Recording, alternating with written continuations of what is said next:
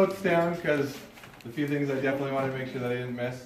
But first of all, thanks everybody for being here tonight. Yeah. It's amazing. Yeah, like Dan said in his interview earlier, we started from scratch.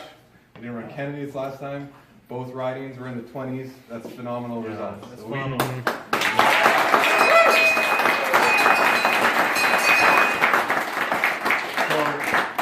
I definitely want to thank this guy. Yeah. Running with Dan was amazing. I couldn't have asked for a better cohort in the north. And he definitely, you know, we have different styles, so maybe he kind of balanced that off.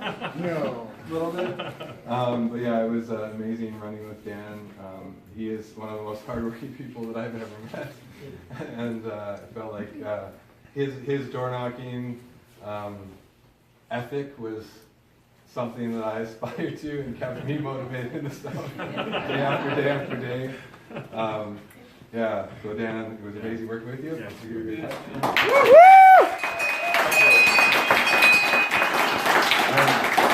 Another person I have to single out, Jordan.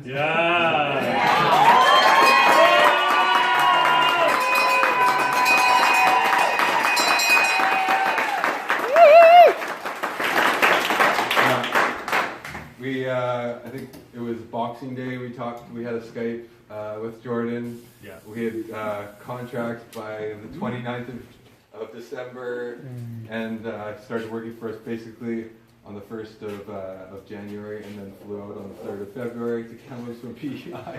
So it was amazing, and Jordan made us look very good with all of the work behind the scenes. And again, somebody that I've never seen somebody work so hard, be so dedicated to the result. So yeah, it was awesome working with you, Jordan. Thank you.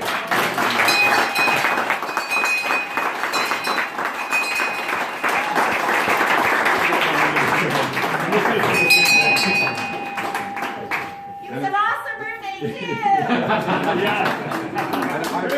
In municipal elections, I've only ever run my own campaign. Oh,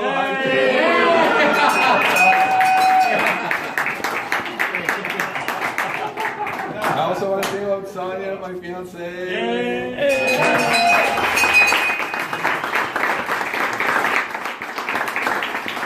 Never, you know, feeling grumpy or anything like that.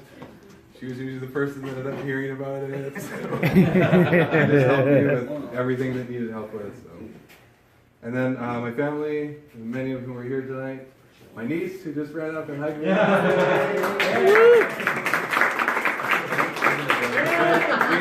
We did the mini boogie, the bridge together, and we definitely got at least 600 or 700 votes out of just that. My grandma Verna, who she donated a lot of money. My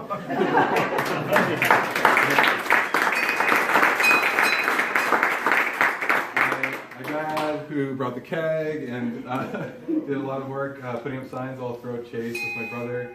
Michelle, my brother's partner, who helped with some door knocking with my mom, who unfortunately couldn't be here tonight out in Chase. And then just, I feel bad not naming them because so many people put in so much time canvassing and all the sign wavings. It was amazing. We definitely, if we had. If honks were how we elected people, we would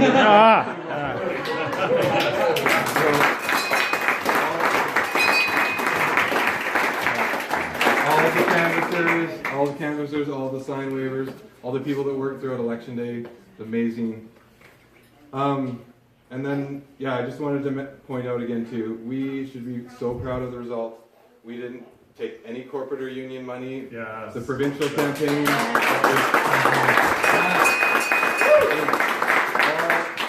All individual donations. We had the most ethical campaign of any party in this parliament. Yeah. And most of that money went into negative attack ads, which is brutal. We had thousands of individual conversations, and those are going to have an impact far beyond this election. That's right. And we led the campaign on a lot of issues. Ajax wouldn't have been the conversation that it was without us. Yeah. The new economy. Yeah. We ran a really solutions-based campaign. it's 18 months until the next municipal election campaign. No. I think this is going to make a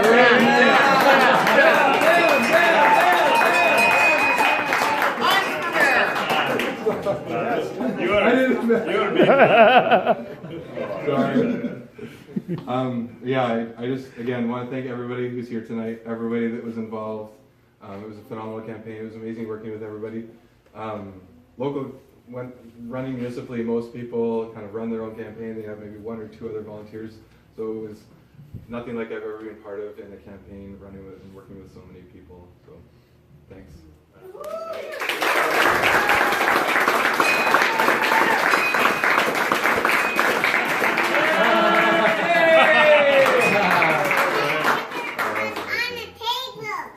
Oh, good.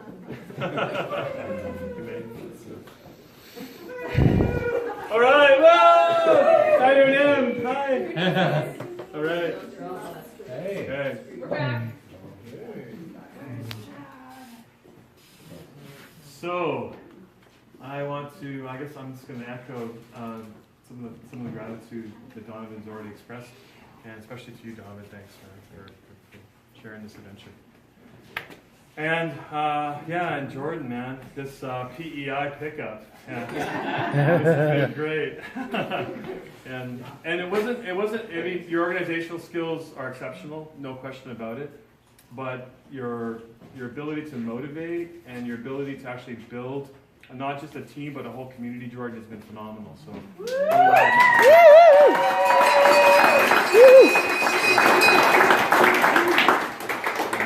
And you kept us going. You kept us up. I mean, you kept me up for sure. Like just positive and focused. So, and I want to also say publicly too, big thanks to Robin. Thanks, Robin.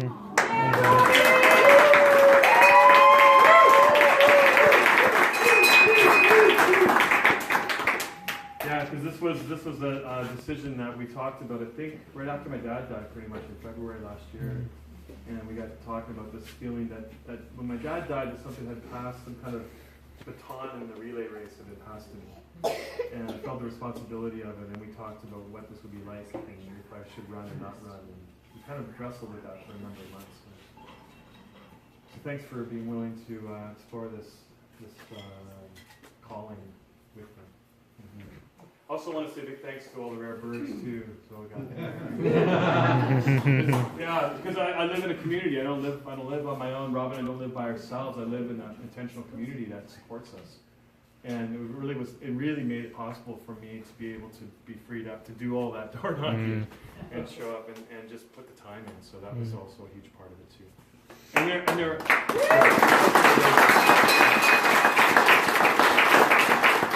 there are a few people here that aren't here tonight that are also really important to why I ran and how they motivated me.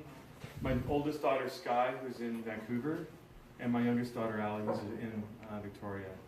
And they don't just inspire me because I'm concerned about their future, but they're my role models. Like they really have been my guides.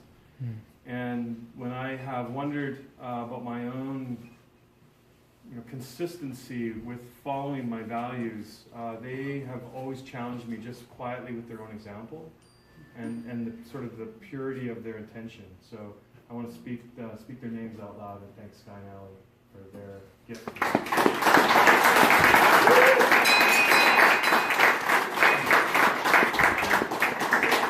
And I know I'm just saying the obvious tonight, but what we're doing is vital. Because we are part of the immune response of the planet.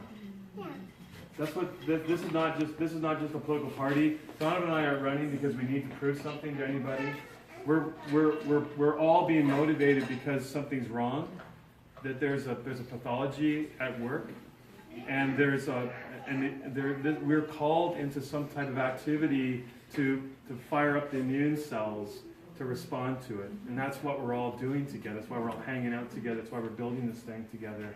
It's why we're playing this crazy, stupid political game that has these bad rules, and yet we're stuck with them.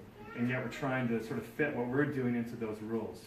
And it's awkward and weird, and it doesn't always work, and it feels strange, but you know, gosh, we got 1 out of 5 people who voted tonight believe in what we're doing. That's remarkable. In Kamloops!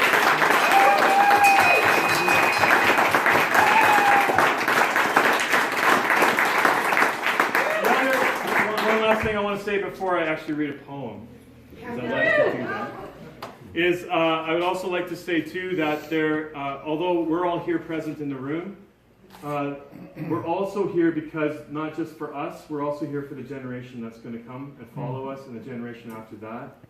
There's a phrase we use in the Green Movement of generational equity, that we have a responsibility for the next generation, not to leave a mess, and not to actually borrow and use their inheritance for our present profit and greed. So what we're doing as a movement is we're recognizing the ancestors. We're also recognizing the generations to come in everything that we do, okay? And that's what this movement's about. Yeah. Now, my poem. This is a hopeful poem, and this poem is by one of my favorite poets, Margaret Percy. One of her poems. It came to me because I had always anticipated that this was going to be a building block election. This was going to be another step along the way. You know, I had occasional fantasies that we were going to pull it off. I did. They were great. And then I played whack-a-mole and pounded those back down. And then just kind of got my feet back on the ground and said, this is going to be really hard. We're starting from scratch. We're just building. But this is a very hopeful poem called The Seven of Pentacles. So let me read it for you. And I'll end with this. This will be kind of our closing tonight for the speeches.